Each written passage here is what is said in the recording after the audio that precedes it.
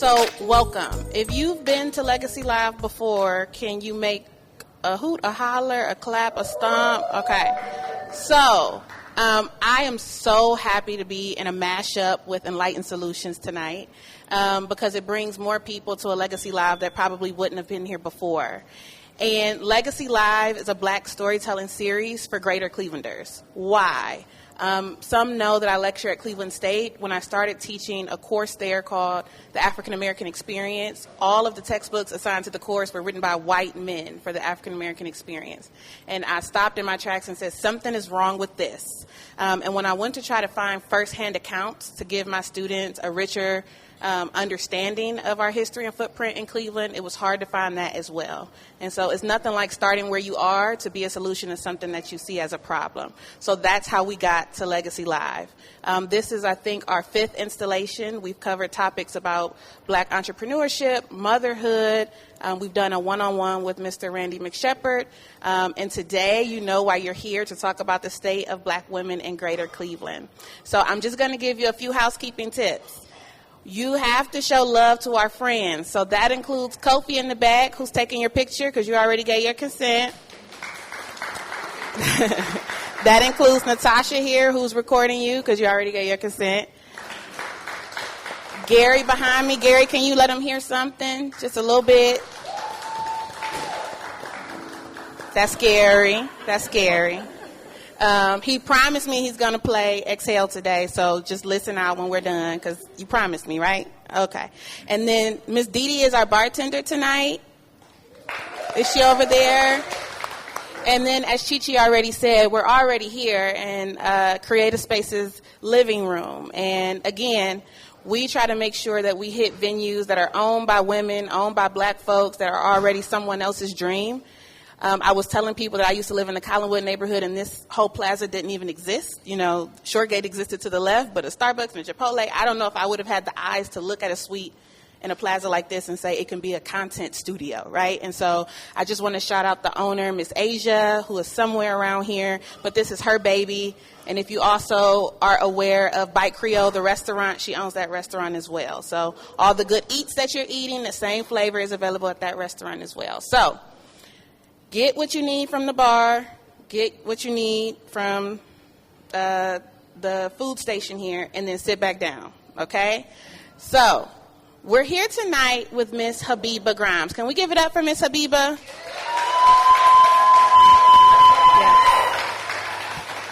I'm like so excited. Like, this must be how Oprah felt when she interviewed Whitney. I'm really excited. So, Miss Habeebah, can you tell us who you are? I mean, I could go on and on and on.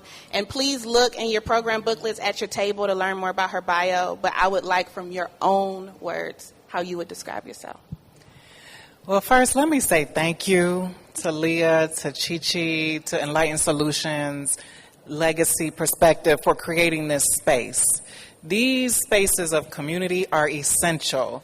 And as I look out at this audience, I see women I love and admire and who are doing big things in service to our community and the upliftment of Black folks.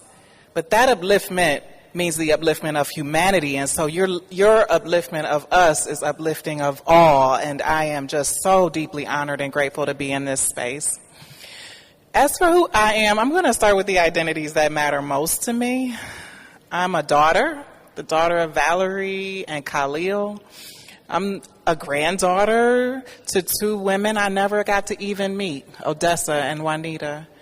I'm a sister to Hashim, to Precious and Richard and Gerald and Deontay, and I think that's all of them. And I am a mother to Julian and Joshua. I'm a wife and partner to John Grimes. And I live in a community that I have the honor of leading within through my role at Positive Education Program, which is best known as PEP.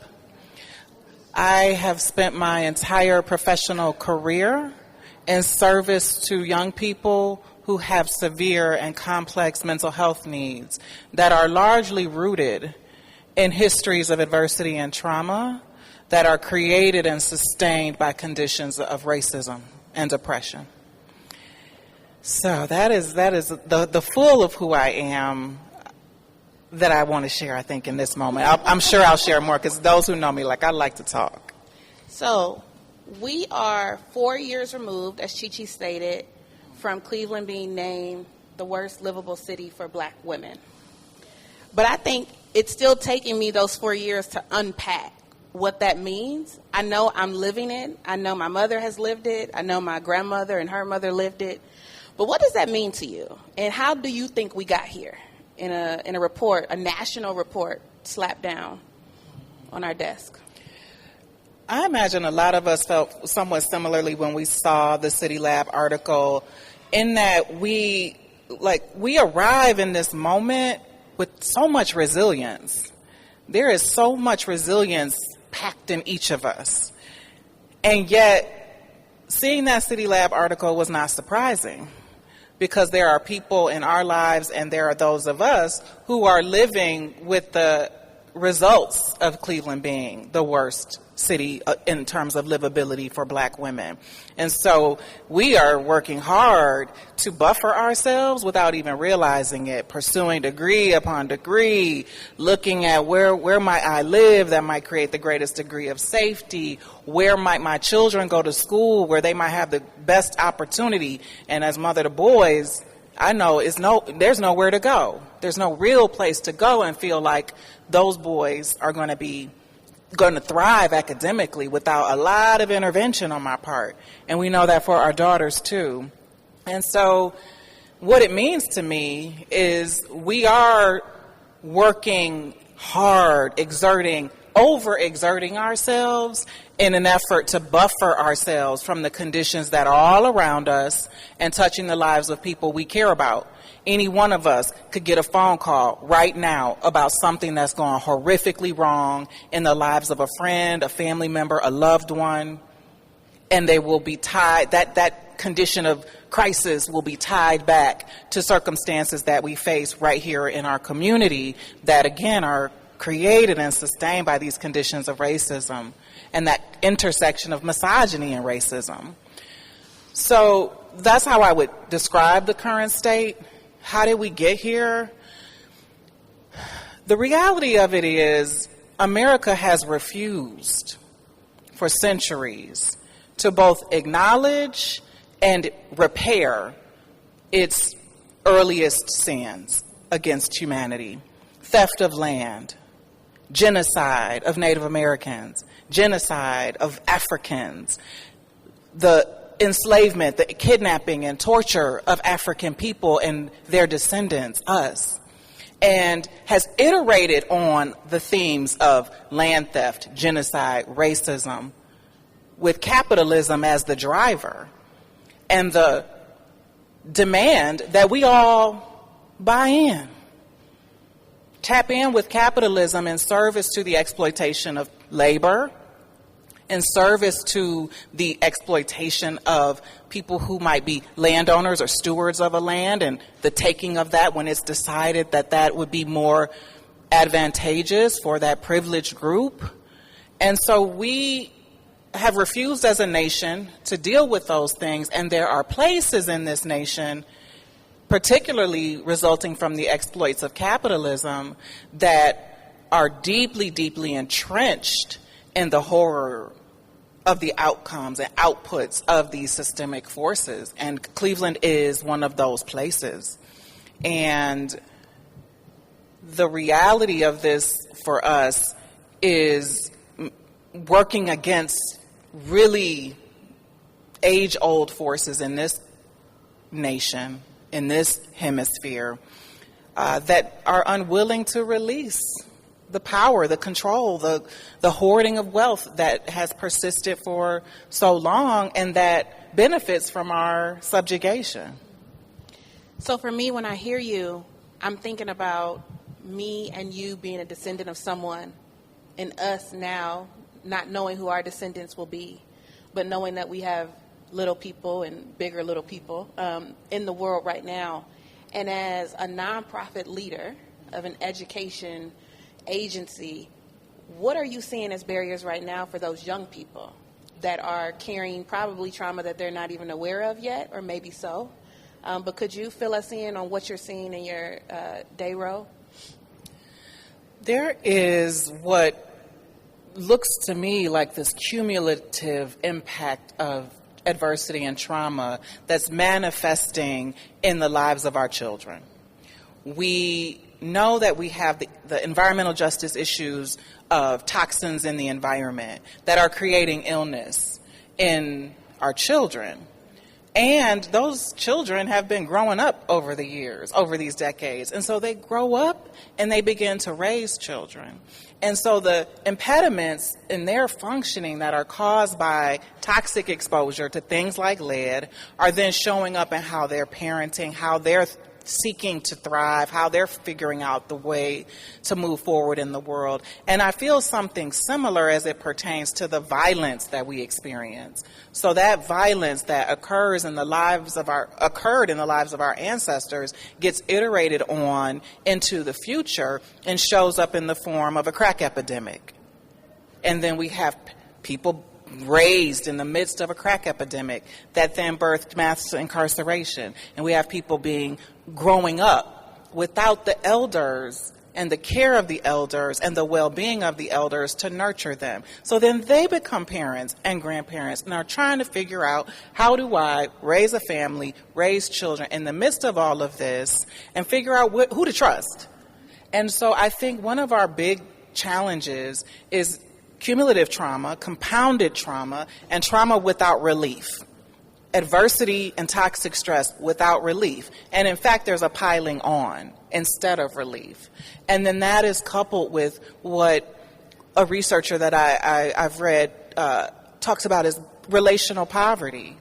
Our families have been fractured. We are all working so hard, exerting so much energy to find a path to well-being, to find a path to economic sustainability, to keep a roof over our head and food in our mouths. We're working so hard at that we can't attend to the needs of our most vulnerable in the way that we might desire to and need to, because of forces that have impacted people's functioning along a continuum from deep impact to maybe a lesser impact, but impact nonetheless. And so my capacity to show up for people who need me in my life is undermined by the stressors that I continue to face.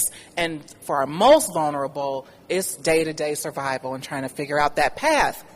And so then the third thing that happens is we blame the people who are suffering for their suffering. So be it us or the systems that people interact with or non-black folks are looking at black folks suffering and thinking that the problem is you're the problem, rather than acknowledging all of these systemic and environmental forces that are impacting us. And we then blame others for their suffering, see them as the other, and turn away and are unwilling to give even what is left of our capacity to one another. And I see that in our education system. I see that in the lives of young people showing up in our education system or in organizations like mine that are parallel and operating in tangent with the education system and mental health system. And it's a lot of effort to remind folks to stop blaming our young people for the suffering that they've endured that's showing up in how they might react to the world. Their lack of trust for other people, for adults especially. Their anger and rage, which is righteous, that is showing up in their bodies and in their interactions and in their relationships. So we have those three things, I think, to contend with in the space. And we're in an environment today that is pushing back on the willingness to even unearth these realities through the resistance to equity work, through the resistance to even social emotional learning and trauma-informed practice. There's a resistance that's emerged out of the struggle for Black lives that occurred in the aftermath of George Floyd's death. That backlash we're within right now is seeking to just cement the conditions for these young people instead of continuing to allow us to unearth the truths of their experiences so we can show up with greater empathy for them. Thank you. I mean, I'm like, right. One thing that I will share is that when Chi-Chi and I connected about doing this event, I'm a theme person, so I was like, I need a theme. And I sat there and sat there. And I think when we connected, she was running from somewhere to get on the phone with me, and I was running. You know, we all wear these a million hats, and we juggle them depending on what phone call or Zoom call we're on. And then I was like, whew. And that's where Excel came from. Literally just, Chi-Chi was like, I'm so glad to be talking to you. I'm like, girl, I'm so glad to be talking to you. And it was like a breath of fresh air, a deep, deep breath, and being able to let it out. And that's really the definition of what the word exhale means. But with all that you face, all that I face, all that our friends here face, how do we find those moments? Like, what do you do? What are your practices to create self-care, a moment of exhale for yourself and your family so that you can continue to go back and almost duke it out with all these systems and the patriarchy and the capitalism and every other ism? Yeah, there's a quote I love from Audre Lorde that says, I am not only a casualty, I am also a warrior. And we know that Audre Lorde also has some things to say about self-care. And so for me, that ability to remain in the warrior space, it requires a lot of intentionality, more than I could have imagined, more than I feel is just, and yet it is what it is. So I am really intentional about the space I create for myself to be well. And yes, I like to get my nails done, make sure I hit the hairdresser, do some things that help me feel able to show up in ways that I find beautiful, right? But honestly, that's superficial stuff. What has been most important to me is taking care of the varying dimensions of myself that are needed in this warfare that we indulge as a nation. And so I think of this construct and started using this terminology to describe what it takes, what I need in order to show up in the world ready to fight for people who need me, including my own loved ones. And I call it a constellation of care. And it consists of,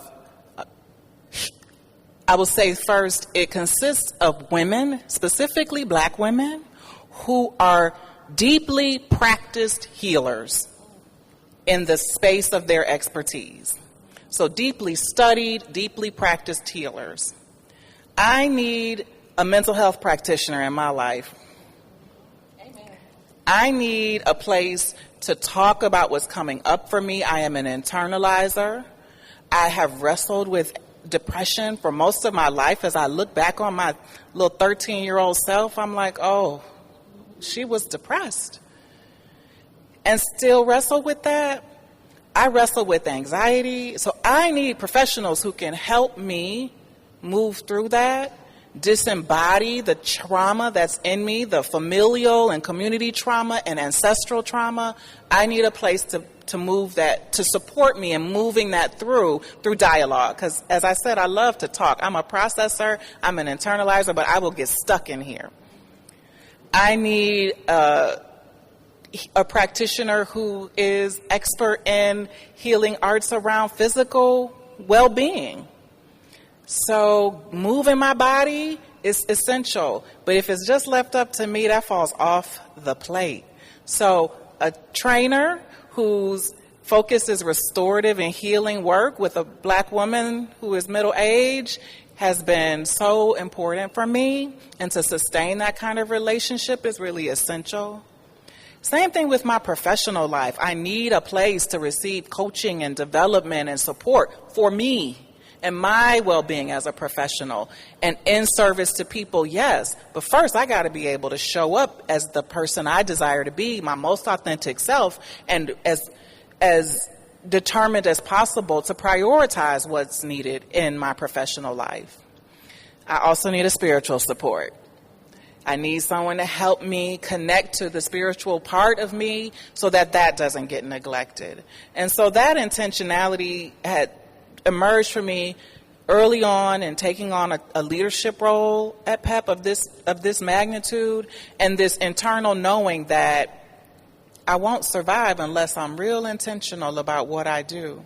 And I continue to identify the stellar human beings, Black women in this community, or elsewhere who can help me navigate what it is that I'm dealing with as I move through leadership, but also mothering and partnership and friendship. And then the other big part of my well-being is a village of support, a village of Black women who just love and nurture me. Some of y'all are in this room, in this space. I love you. You have kept me alive. And I say that with no hyperbole. These last several years have been more than heartbreaking. I say that as I have moved through the last almost 10 months, almost a year now of witnessing the crises of genocide and trauma in the lives of children at a global scale. That kind of stuff sits in me and it will be deeply devastating to my well-being. And so to be in community with Black women and in conversation that helps me process what I'm witnessing, think about what I might do to be of service, think about what I might do just to keep surviving another day, that has been so supportive and such a blessing. So those connections and those relationships are just as important for me as the constellation of care that helps me keep all dimensions of myself as healthy as possible. And I think the two work in tangent, right? Because when I'm in that community with women I love and who love me and speak into my heart and into my spirit, I can go into those conversations with my healers and practitioners, which are conversations often of accountability, and show up saying, yes, I did the things that I committed to when I was last with you to help heal myself and stay well. Thank you. I was going to ask for a hand clap, but thank you. Thank you. So we're going to switch gears just a little bit and go back to this Bloomberg report. So 4 years ago when City Lab Bloomberg released a report that ranked Cleveland the lowest, there was no local response other than I think like, well, damn, right? And then once we got over that, next thing I heard, Enlightened Solutions was actually jumping into action, which I think takes a lot in Cleveland to actually go against some of these local forces that are much bigger than this one metropolitan area, but to actually document what Black women are saying, right? Before Project Noir, I didn't have a central document where I could say, no, Trevor, this is not in my head, right? 100 people said this too, right?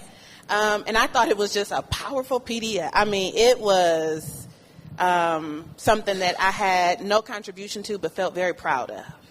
And I think those are powerful, powerful initiatives when the village feels proud of something. And so 4 years later, they're going to reissue a follow-up to the 2020 edition. But tonight, we just got a few, but we have a few freebies and previews of what is coming forth in the 2024 report for Project Noir. So can we give a hand clap just for a preview? And on your table, there are booklets for how you can find the last report. So again, many of you have already read the Project Noir 2020 report, but if you haven't, the website is included there. Please don't just throw it away. Take it with you. Put it in your pocketbook. And when you have some free time tonight, please go through the report. It focuses on Black women's experiences in the workplace, in healthcare, and in education. And so there are a few redacted and anonymous survey responses that I wanted to leak to the room and get Ms. Habeebah's reaction. I will tell you already, some of them I read, and I was like, you got to be kidding me. But again, these are real. So, healthcare, and I'm reading quotes redacted again. Here's one. I'm not a complainer, but at the dentist, the procedure was so painful, I had to tell the doctor. He told me that I was the girl who cried wolf. I reported the comment afterwards, and to this day, I never received a phone call, a letter, email, or anything. They completely ignored my complaint. And the reason I picked this quote was because a trip to the dentist seems like routine, healthcare. And what does it feel like to be invisible even at the dentist, right? Like, we're not talking about in class. We're not talking about at work. I mean, even in the dentist, you can't get a customer complaint. You can't get a response. What do you think about that? You know, the disregard for Black women's suffering is part of the American way. And I can't help but wonder about, in some regards, a Black woman's hyper visibility as a Black woman when you say I'm in pain.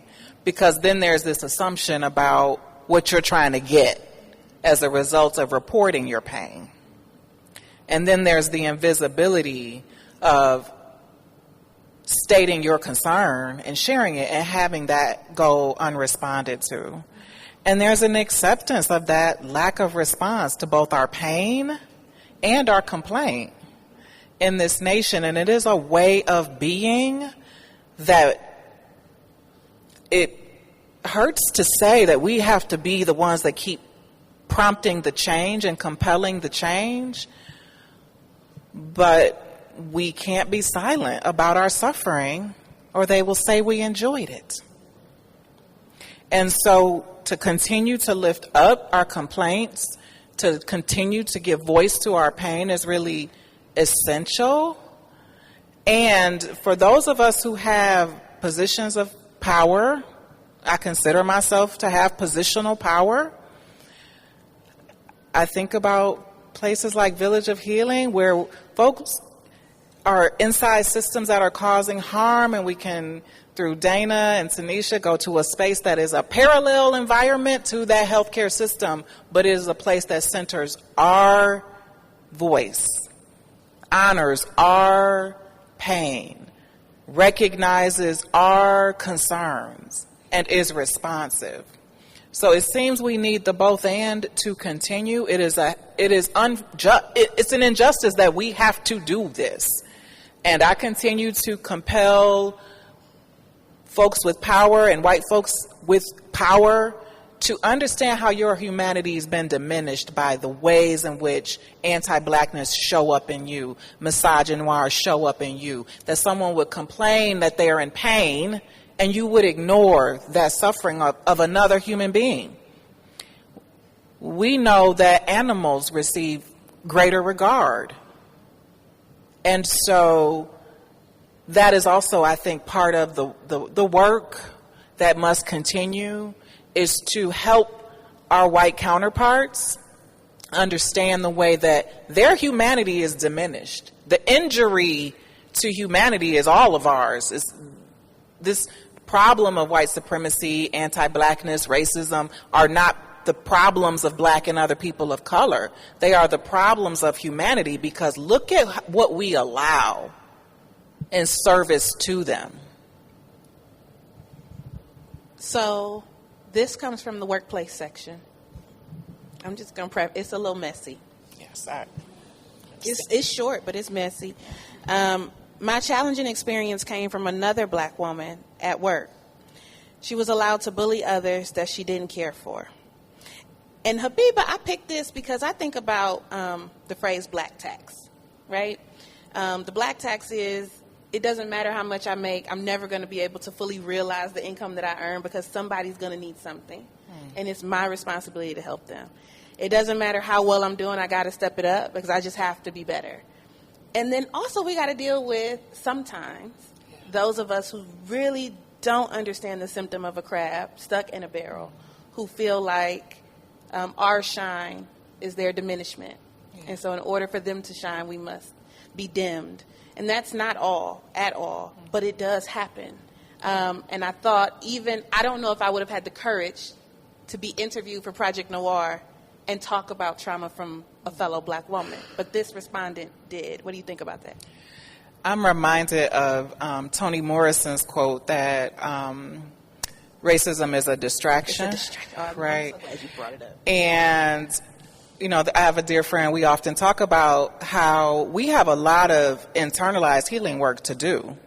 we have a lot of interpersonal healing work to do because we've internalized the anti-blackness and we've internalized the misogynoir, and we're in competition for resources because they are not justly distributed, and we're often finding ourselves positioning ourselves to get access to those resources, either through increasing our proximity to whiteness, and sometimes that in and of itself means you are marginalizing and diminishing black folks in community with you because you are seeking to become aligned to whiteness more closely, or because you are seeing that other person as competition for those limited resources and you're seeking to get ahead. And I'll say there's also the third thing of, again, perpetuating harm on black women is a thing. It's something folks enjoy doing. And we've internalized this stuff. So when I hear that, my heart aches because that is such a traumatizing and hurtful experience. And I've heard this has happened before. And it leaves me a bit of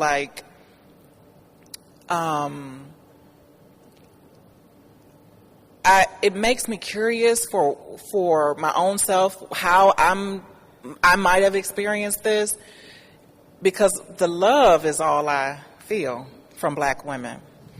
And so I think we all have to be attuned to the reality that there is pain between us, there is hurt between us, and to show up in ways that are exemplifying of radical love for black women. That's where I'm at. I'm at a place where I seek to radically love black women and show up for us as best I can in all ways. And that requires that I radically love me. And so that's my prayer, is that we would all know the love and community and connection of our sisters, that our sisters who are hurting would be healed through our relationships with one another, and that we wouldn't have these stories to move forward with. And we have to interrogate what goes on in us when we're ready to jump to a place of harm and to cause harm and enact violence on a black woman. Thank you. The last survey preview was very brief, but it comes from the education section, and it's one sentence, which I don't know if I called Chi-Chi after I read this. I know I texted her because I was like, you got to be kidding me. And this is the one. A student said that their professor called the police on them in class. And it's just one line. But with all that we know that it takes to find yourself as a black woman in a higher education setting, and to have that setting now mixed up with law enforcement, right? And as someone that also lectures, I couldn't imagine what could occur in a class outside of harm to myself and others it would even cross my mind that I would need to include law enforcement in the leadership of my class. And it really broke my heart. It did. Because we push young people to this space of higher learning. And for that to happen has to be deeply traumatic. What do you think? Absolutely. And one of the places where our young people are most likely to have an encounter with law enforcement is in our educational settings. So the likelihood that a black young person is encountering a police presence in K to 12 is astronomically high. And to know that higher education is also exercising this policing of its students is unfortunately not horrifyingly surprising to me, because of this way of being that exists in our culture. The reality is that we have to learn, and I keep saying we have to, and it's really there's some work that just has to happen within systems to commit to being of service, of primary service to the people who are showing up as the consumer of education, of healthcare, of economic assistance. They are the people in need, the people to be served.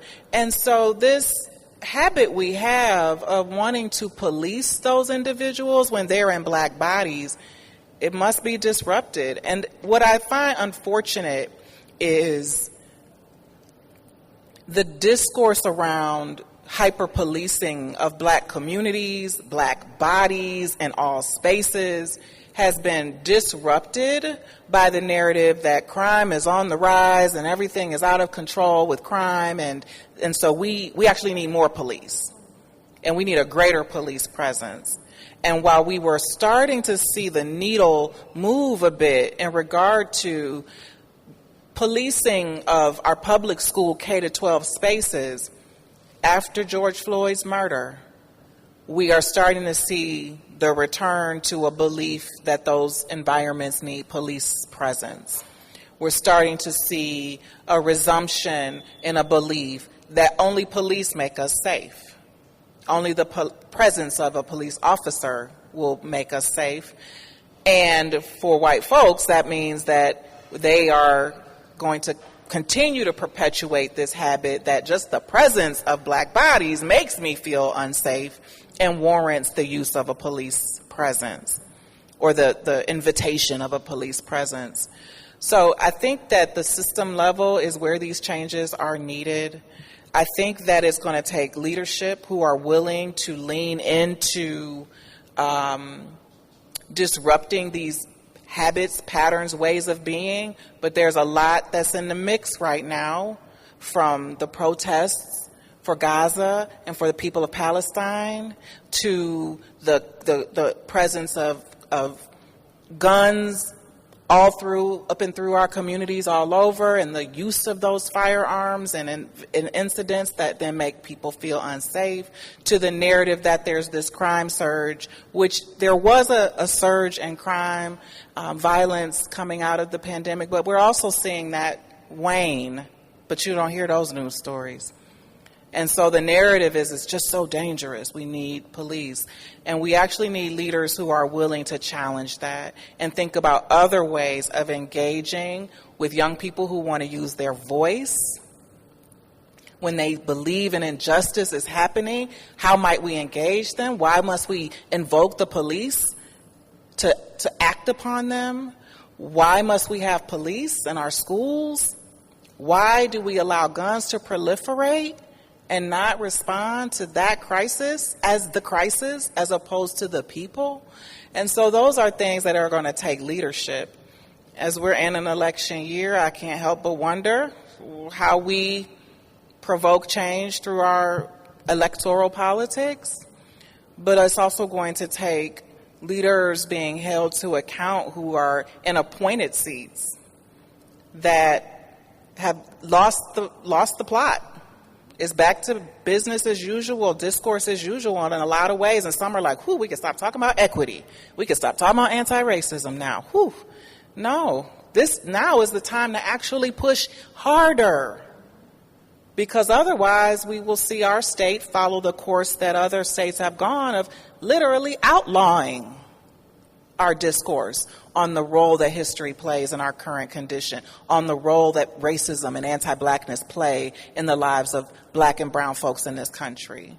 So systems change, y'all, is going to take a lot of hard work and a lot of our continual raising of our voices to let our leaders know we have not forgotten. Racism is still a public health crisis, still an educational crisis, still an economic crisis, still a crisis of violence and harm and trauma. So we can't let that narrative end. Thank you. So, and can we give a hand clap to Enlightened Solutions?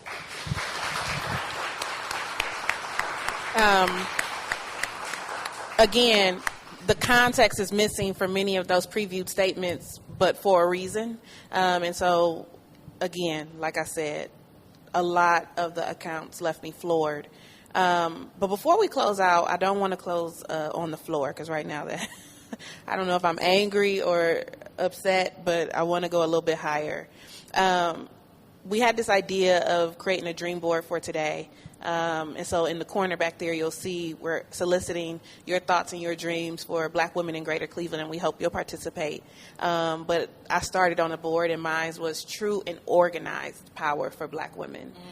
And what I mean by that is often so many things are happening to us, and if we have not built these intentional villages in our own personal boards of directors and things like that, our friend groups and our group chats, etc., we don't really have a place in Cleveland where we all get together and support those in need at the time, and then pour in so when it's our time, there's support there for us. And that is what I hope for all of us, that we will look at what's happening today and say that we need a space.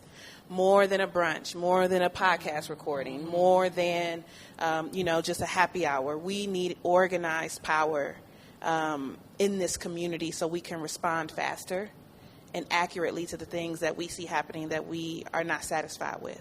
So, Habeebah, I'll let you close us out here. What is your hope for Black women in Greater Cleveland? And the follow-up is, how do we achieve it? What's the road to achieving it?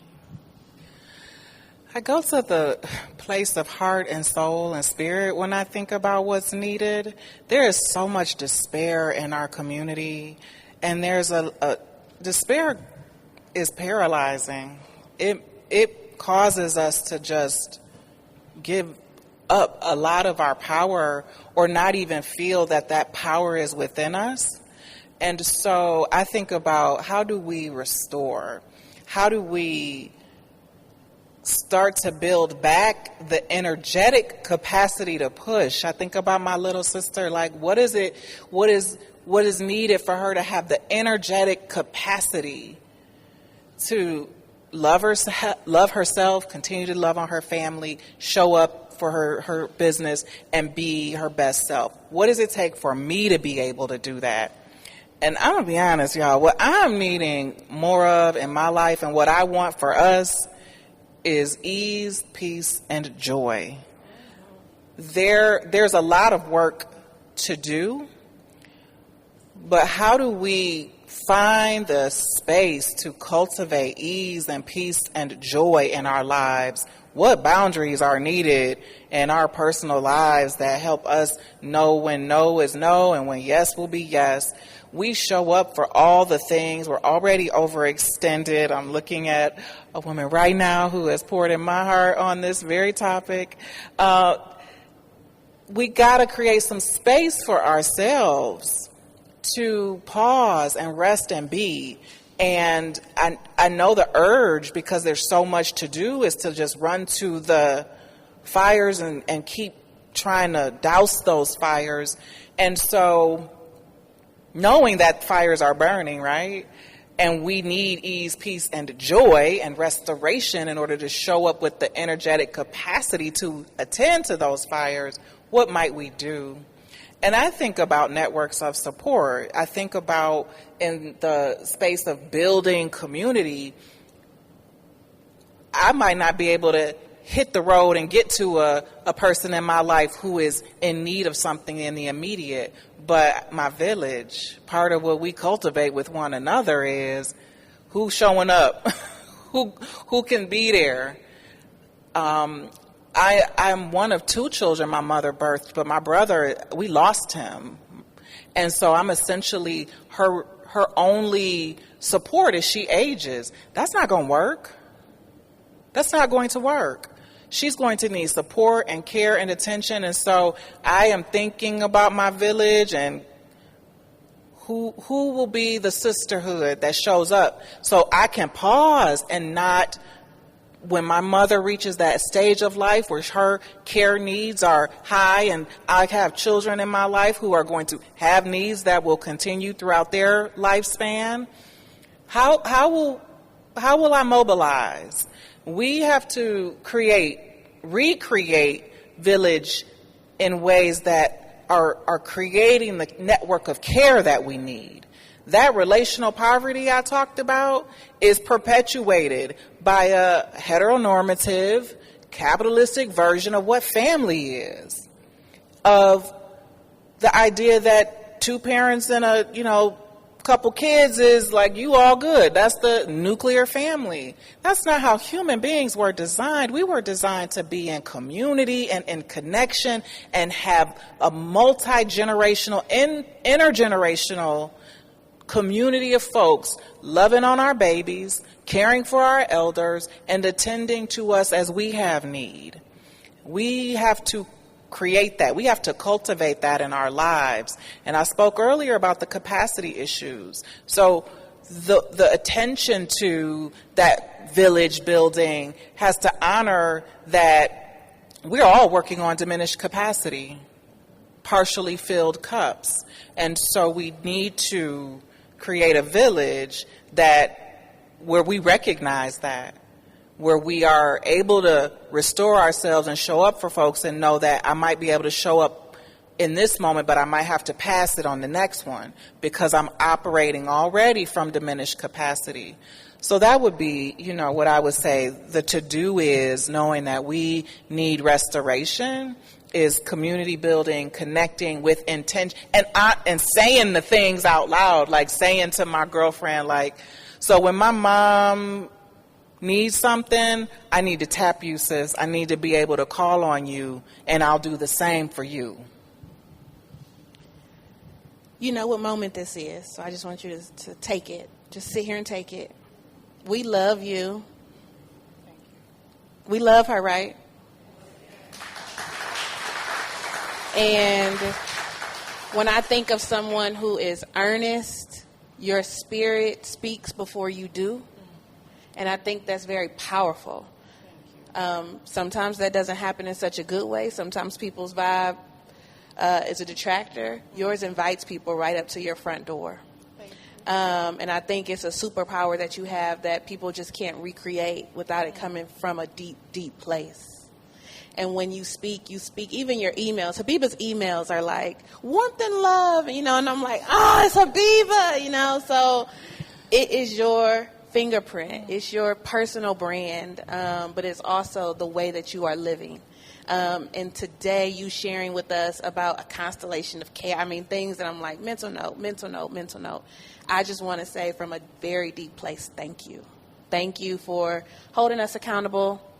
Thank you for reminding us to show up for others, right? Sometimes we look at friendship and villages as, they're here for me. No, it's reciprocal. And I can't think of a better person that would have been able to have this conversation in a very broad but very specific way about the state of black women in Greater Cleveland. So I invite everyone to give Habeebah some love through applause. And the sun is shining bright on you. And we love you. Thank you. Thank you. Thank you. Thank you, Leah.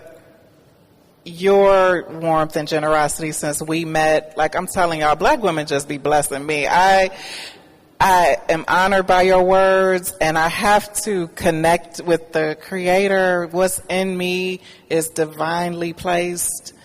I look around sometimes and I'm blown away by the women I'm in community with because I remember 13-year-old me. And I remember how much she was hurting, and I remember the choices she made for a good 10, 12 years out of pain. And so just by my own effort, I shouldn't be here. There is a divine purpose placed on me and placed on all of us. So I pray you would know your purpose. I am learning mine, and part of that has been a large part of that has been because of the community I share with you all and the relationships I share with you all. It's an absolute honor to be part of this community and to be of service to you all. I love you.